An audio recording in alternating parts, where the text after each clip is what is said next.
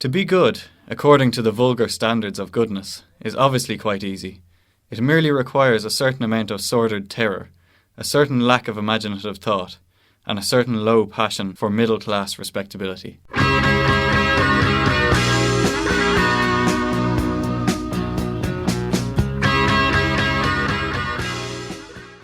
There are moments when one has to choose between living one's own life, fully, entirely, completely, or dragging out some false, shallow, degrading existence that the world in its hypocrisy demands.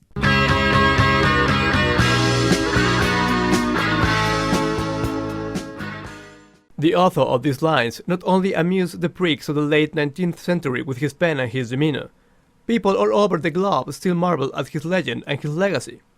A few weeks ago, he was voted the greatest British wit in a poll conducted by a new UK TV channel, which proves that 107 years after his demise, the memory of Oscar Wilde is fresh and cherished.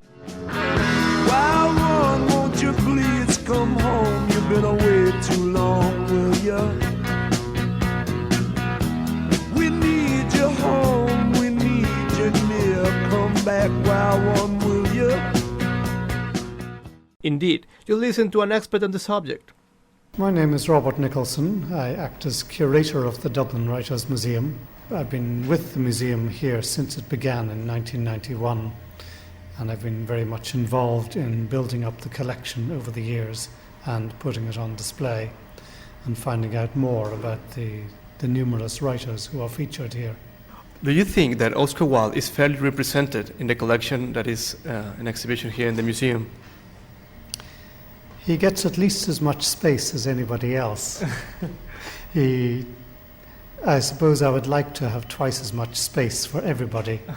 He actually has to share a display case with Bernard Shaw, which is, a very difficult bed to squeeze two such giants into. Is it difficult nowadays to acquire some objects that belong to him in former days? If you have the right money, actually it's a case in point. I'll just reach over my desk here and produce a catalogue. There's a sale coming up in December at which a lock of Oscar Wilde's hair is for sale. And I might even be able to turn it up in the catalogue here for you. But, as I say, you have to have the right money. Here it is. A lock of Oscar Wilde's hair, and it's priced at 4,000 to 5,000 euro. Oh.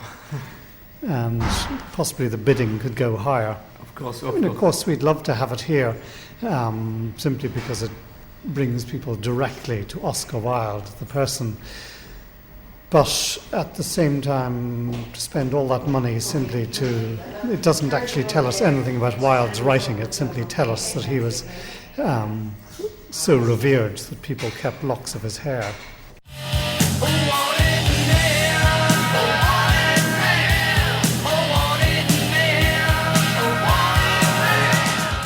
Whatever you acquire is from auctions?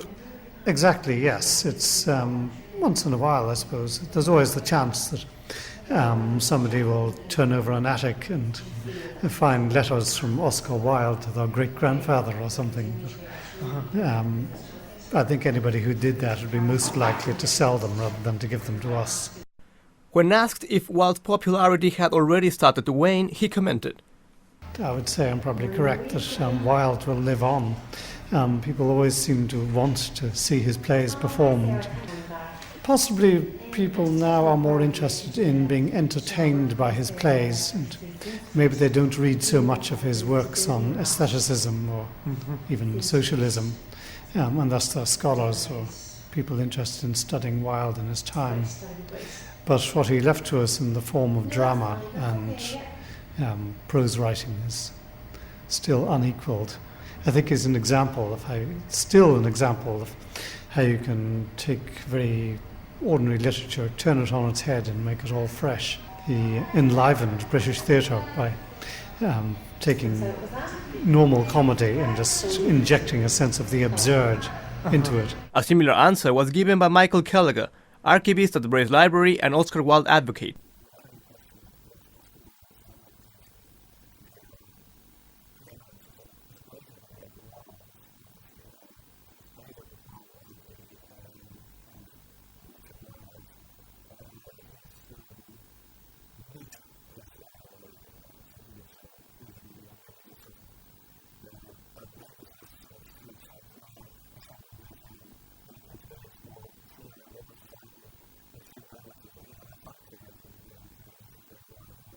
Our guest also explains us a little of Wilde's family relation to Bray.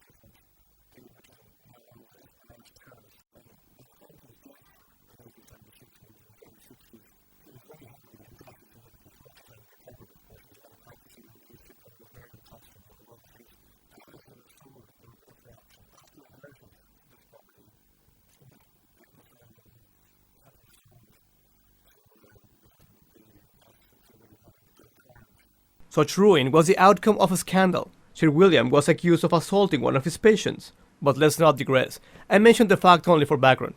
As we all know, Oscar Wilde was prosecuted and flung to jail because of his romance with the son of a marquis.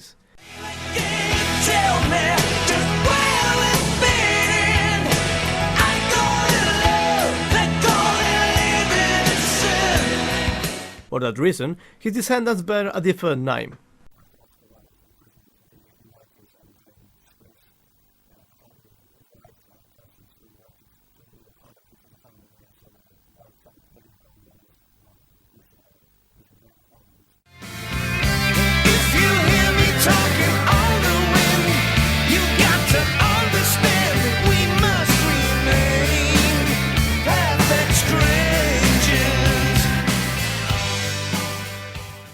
But Oscar Wilde's penalties did not end with his defilement and exile. On the contrary, they seem to extend, for even today his detractors endeavor to tarnish his glory, either by magnifying his flaws or by means of wicked rumors built on sand.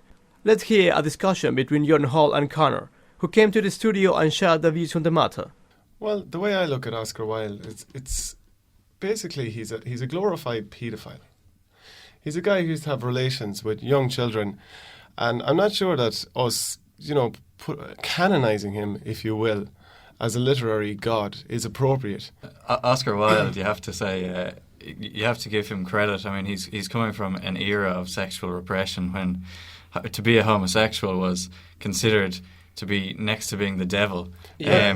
Wait, now I'm going to cut across you there. So next you're going to say that it's okay for a priest to be a paedophile. Because when you look at it, they're being sexually repressed as well. Maybe if next you're going to campaign for them to be, no, it's okay, let the abuse go on. I mean, where do you draw the line? Well, in relation to being a priest and being a paedophile, they've chosen that particular way of life and that particular existence to be a priest. Whereas when Oscar Wilde was alive, he was alive in an era when sexual repression was forced upon people. Not he didn't choose to be born in that particular time. You can't repress somebody or deny their latent ability in literary terms purely because of their background or what they may have done in their personal life. I do think that his writing is excellent, and in terms of the writing, it is to be valued. But I think there should be a certain warning put in front of it about, relating to the material involved. Okay. And its origin, because I definitely think people should be aware of this before their children, begin to study it. To put a warning on Oscar Wilde, akin to something that you get on a CD saying warning explicit lyrics, what are you going to do? Put a warning on Oscar Wilde's book saying warning may have been written by a possible paedophile. I mean, that's nonsense, absolute nonsense. Would you want your children going to school and being taught by someone who was allegedly involved in sexual abuse with children? There's no actual proof, but if he was allegedly involved, how would you feel about that? Would you feel it's appropriate to have him teaching in the school? Because I'm sure there's certainly been cases of it in the past. Well, there's a total difference between being taught by somebody who's allegedly a paedophile and being taught a subject matter that was allegedly written well, it by certainly flirts along the same lines. that was written by an alleged paedophile. It doesn't flirt along the same lines at all. But do you not think are you saying that having somebody teach your children Oscar Wilde, which he was allegedly a paedophile, and that's the same as putting your children in the same room as a paedophile? I'm not suggesting that for a second. Well, then how is it in any way relevant? Because it just normalizes this kind of behaviour. Okay, I think that's enough, gentlemen. Would you try to attempt some conclusion? He is an excellent writer, there's no doubt about that. But I certainly think that given the subject matter, that it's something that should be reviewed in terms of the iconic state or status he's held in. Okay, thank you. This was John Hall. And Connor, would you like to say something else? Yeah, well, I suppose just to conclude, the allegations and the rumours that he was a paedophile, I don't think are in any way founded. And to say that somebody should be stricken from the record or to be taken down as an Irish icon is ludicrous to do. I mean, it's rumours, and that's nothing else. You got a bad reputation. You're a wild sensation. Your ego's on the front line, and your pride's on stage. You got a bad reputation. Now I wish you to ponder on a few lines he wrote long before he was tried and wretched. A man cannot always be estimated by what he does. He may keep the law and yet be worthless. He may break the law and yet be fine. He may be bad without ever doing anything bad. He may commit a sin against society and yet realise through that sin its true perfection. What is termed sin is an essential element of progress. Without it, the world would stagnate or grow old or become colourless. By its curiosity, sin increases the experience of the race. Through its intensified assertion of individualism, it saves us from monotony of type. In its rejection of the current notions about morality, it is one with the higher ethics. If you call it guilty, then that's what I am. I'm guilty. I'm guilty. To carry on, I bring forward 2 more interviews. Nessa, first of all, could you tell us a little bit about yourself, please? I'm a teacher, a secondary school teacher. I teach languages and drama. In my spare time, I like to act. Okay, Nessa, then I have a few questions I'd like to put to you. Is Oscar Wilde present in your course outline? He is in the English curriculum. The Importance of Being Earnest is part of the senior cycle. I think it's an optional play.